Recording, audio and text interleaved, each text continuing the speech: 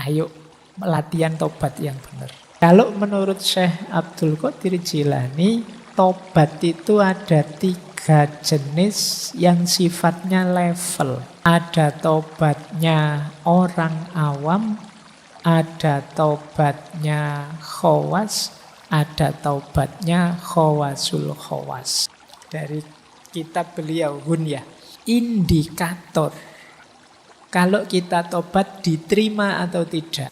Bismillah. Assalamualaikum warahmatullahi wabarakatuh. Kita lanjutkan lagi belajar kita, ngaji kita. Kita belajar lagi nyari footnote yang lain, nyari wawasan lain. Saya bawakan 2 pendapat tentang jenisnya tobat. Yang pertama dari Sultanul Aulia Syekh Abdul Qadir Al-Jilani. Yang kedua dari Syekh Ibnu Athaillah As-Sakandari yang menulis kitab Hikam. Kalau menurut Syekh Abdul Qadir Jilani, tobat itu ada 3 jenis yang sifatnya level. Ada tobatnya orang awam, ada tobatnya khawas, ada tobatnya khawasul khawas. Tobatnya orang awam itu tentu saja dari dosa, dari maksiat.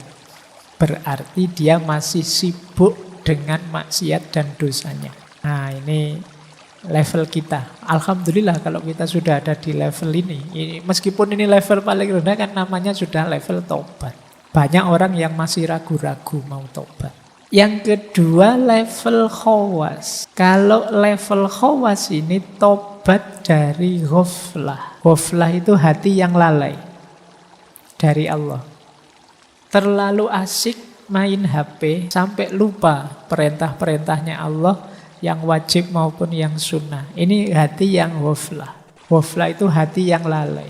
Nah, untuk yang kedua ini sebenarnya level lebih tinggi daripada awam. Kalau orang-orang ini sebenarnya tidak lagi sibuk dengan dosa dan maksiat. Fokusnya sudah pada hidup yang fokus pada Allah saja. Tapi kadang-kadang masih lupa, masih lalai. Jadi ibadahnya lengkap, dosa-dosa tidak dijalankan. Tapi kadang-kadang lupa dengan yang utama. Nah, karena asiknya misalnya sampai lupa sholat sunnah, karena asiknya main HP, karena asiknya ngobrol, karena asiknya aktivitas kegiatan apa sehingga lalai dari Allah. Nah, ini namanya ghaflah.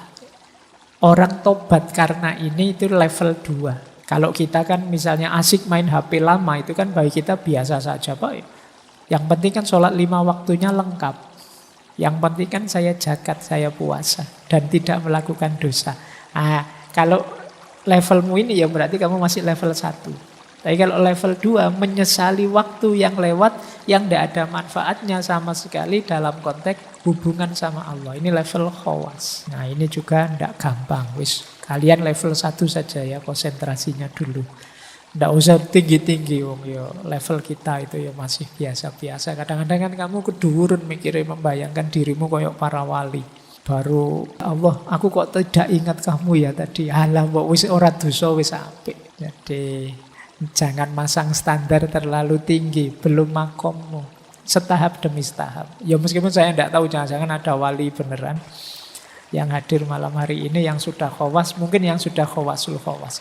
Kalau khawasul khawas ini batinnya sepenuhnya 100% fokus pada Allah saja. Kalau dia berpaling sebentar saja merasa berdosa. Ini khawasul khawas. Jadi, itu tadi ya, mungkin kita belum nuntut kalau mikir ke situ. Ini tidak bisa dicapai hanya usaha kita saja. Ini sebagian besar adalah anugerahnya Allah. Kondisi jiwa yang selalu tawajuh pada Allah itu kalau dalam dunia tasawuf adanya di akhwal. Akhwal itu anugerahnya Allah. Yang kita bisa hanya melakukan semampu kita. Mungkin 20-30%-nya, sisanya Allah yang memberi. Jadi ayo fokus di makom kita saja dulu, biar kita tidak sibuk dengan salah, dosa, dan maksiat. Kemudian jenis kalau versinya Syekh Ibnu Athaillah As-Sakandari, jenis tobat itu ada dua. Ada tobat inabah, ada tobat istijabah. Tobat inabah itu tobat yang dasarnya takut. Kalau istijabah itu tobat yang dasarnya malu. Nah, malu sama Allah ya, takut sama Allah, bukan sama yang lain. Jadi kata Syekh Ibnu Athaillah, orang awam seperti kita itu biasanya tobatnya dasarnya takut. Namanya inabah. Takut besok disetrika di neraka. Takut besok, ya, ketakutan takut nanti Allah mengirimkan bencana kalau saya banyak dosa, takut. Nah, isinya banyak ketakutan-ketakutan. Makanya terus tobat, ya Allah, saya jangan dihukum, saya jangan disiksa. Takutnya pada Allah. Nah, ada lagi orang yang lebih tinggi makomnya, tobatnya namanya istijabah, malu. Hidupku ini sudah diberi aneka anugerah oleh Allah. Diminta sedikit saja untuk beribadah kepadanya, itu pun tidak aku penuhi, malah tak isi dengan dosa-dosa, menjauh darinya. Malu aku. Jadi malu ini levelnya lebih tinggi dari takut. Kalau malu biasanya otomatis orang tercegah dari dosa. Kalau takut kadang-kadang kalau ada alasan yang menetralisir ketakutannya, ya takutnya selesai. Takut Pak saya masuk neraka, terus karena kamu belajar filsafat, terus kamu mikir neraka itu beneran ada enggak sih Pak? Neraka, terus kamu mikir-mikir sendiri, kamu cari alasan-alasan sendiri, ya enggak perlulah takut neraka, Allah itu maha penyayang, wis tambah kumat nanti dosamu. Nah ini dasarnya takut. Tapi kalau malu enggak, malu itu membuat orang tercegah. Makanya ada hadisnya Nabi itu kan, kalau engkau tidak malu ya lakukan segalanya. Yang bisa ngerem kita itu malu.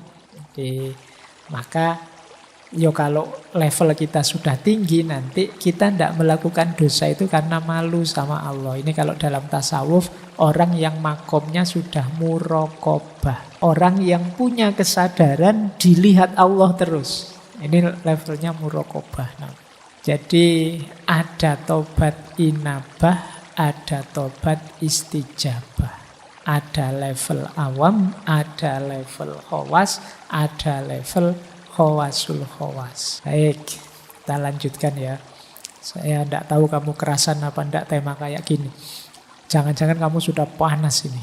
Kalau ketemu tema-tema suruh tobat, suruh waduh Pak ini. Tobat saya Pak. Terus, nah ini menarik. Saya ambil dari Syekh Abdul Qadir Jailani. Dari kitab beliau, Hunyah. Indikator kalau kita tobat diterima atau tidak. Nah ini Syekh Abdul Qadir Jailani punya teori menarik.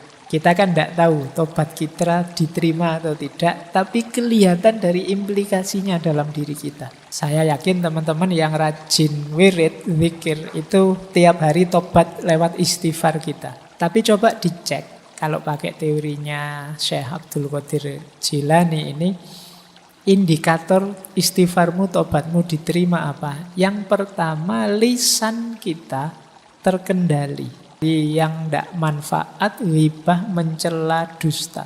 Zamannya beliau mungkin belum ada medsos, jadi tak tambahi lisan dan jempol kita terkendali. Jadi kita sangat hati-hati kalau ingin bicara atau kalau ingin posting sesuatu yang bersinggungan dengan orang lain. Kita ngomong yang manfaat-manfaat atau yang ghibah-ghibah atau yang mencela atau yang dusta. Kalau masih bertaburan ketidakmanfaatan, ghibah, mencela, dusta, tobat kita sebenarnya belum tuntas. Lah itu kan sudah dosa lagi itu namanya. Berarti tobat kita belum sukses. Ya seperti tadi kita itu sering memberikan pembenaran-pembenaran terhadap dosa kita. Ghibah kita beri nama lain, ini kan demi kebenaran Pak. Karena ghibah itu memang sesuatu yang benar, tapi sesuatu yang benar yang tidak disukai oleh orang yang bersangkutan. Nah, terus kita sebarkan kemana-mana. Ini namanya ghibah. Ini penghalang kita dari Allah. Jadi kalau masih banyak ininya, yang tidak manfaat, yang hibah, yang mencela orang, merendahkan orang, menjatuhkan nama baik orang, mencaci maki orang, mendustai orang. Tobat kita masih belum tuntas, masih belum diterima. Lupa tapi yang sana maki-maki dulu Pak. Iya, yang sana tobatnya tidak diterima. Kalau kamu balas maki-maki, kamu juga berarti. Kita sering tidak sadar ini. Yang kedua, tobat yang sukses itu melenyapkan rasa dengki dan permusuhan terhadap apapun, terhadap siapapun. Orang yang bertobat itu batinnya bersih. Dirinya batin yang bersih itu di situ tidak ada akhlak yang madhmumah, tercela. Kebencian, kedengkian, dan permusuhan itu bagian dari akhlak yang madhmumah. Jadi kalau masih ada benci atau dengki pada siapapun, saya dendam sekali sama mantan saya Pak. Sudah habis banyak malah ditinggal. Capek-capek tak bikinin skripsi ya. Saya belum lulus, dia lulus duluan. Malah aku ditinggal. Terus mau inget-inget, itu bagian dari kebencian. Mungkin kamu pengen balas dendam, kedengkian, permusuhanmu. Jadi benci itu kan tipis sebenarnya dengan cinta. Sibuknya sama, kayak orang mencintai. Cuma kalau dengki, benci kamu sibuk menjatuhkan, sibuk mencari kejelekannya. Kalau cinta kamu sibuk mencari yang membahagiakan dia. Repotnya sama. Benci kadang-kadang lebih repot. Makanya kata Imam Ghazali, di antara jalan muhasabah, kalau kita kesulitan muhasabah yang baik seperti apa, wong kita tidak punya kemampuan berpikir sendiri, ambillah pelajaran dari musuh saja. Orang yang benci kita, orang yang dengki kita. Karena biasanya orang yang benci kita itu sibuk mencari kesalahan kita. Alhamdulillah loh, kita dicarikan salah kita di mana.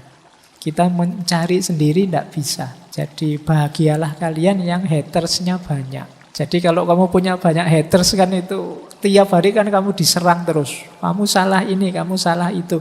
Alhamdulillah tidak capek-capek muhasabah, sekarang tahu salah-salahku di mana, kelemahanku di mana. Oke, jadi manfaatkan itu ya.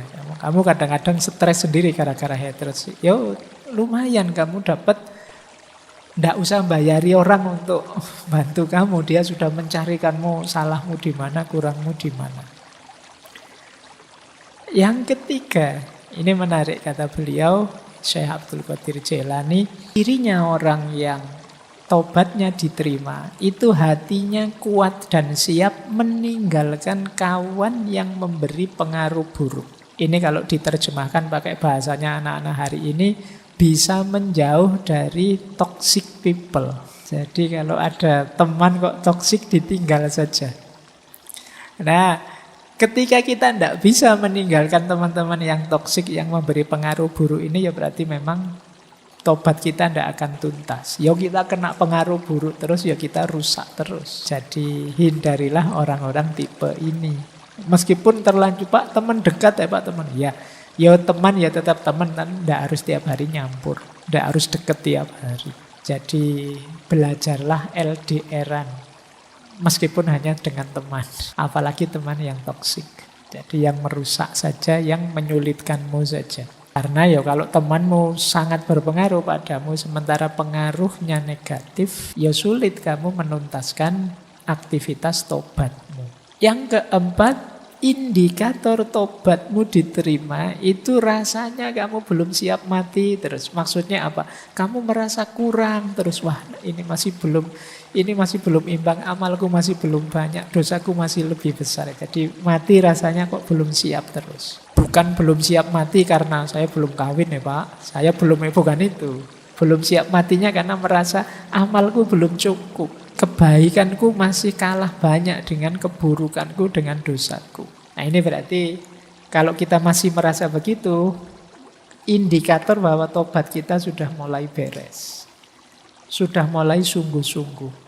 Belum siap mati, menyesal terus, ingin mohon ampun terus. Nah, jadi ini 4 indikator diterimanya taubat.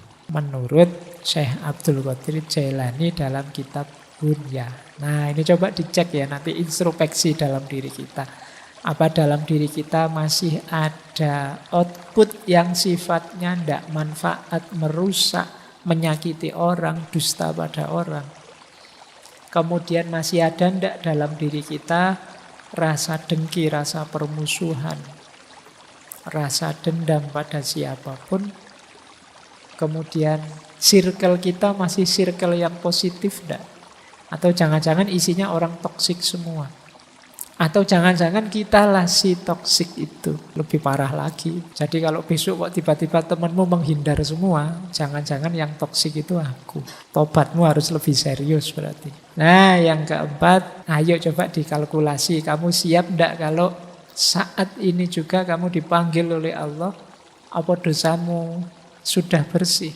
Apa amalmu sudah imbang untuk mengimbangi dosa dan maksiatmu? Baik. Yang lebihnya mohon maaf. Wallahul muwaffiq. Wallahu a'lam bissawab. Wassalamualaikum warahmatullahi wabarakatuh.